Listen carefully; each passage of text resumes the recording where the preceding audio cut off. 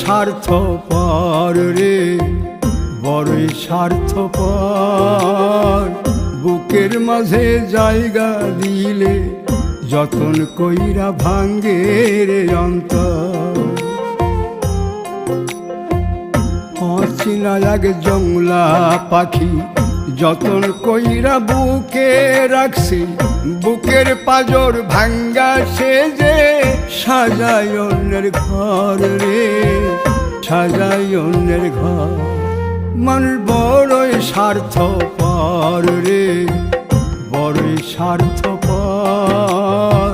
বুকের মাঝে জায়গা দিলে যতন কইরা ভাঙ্গে রে অন্তর। বুকের মাঝে জায়গা দিলে যতন কইরা ভাঙ্গে রে অন্তর।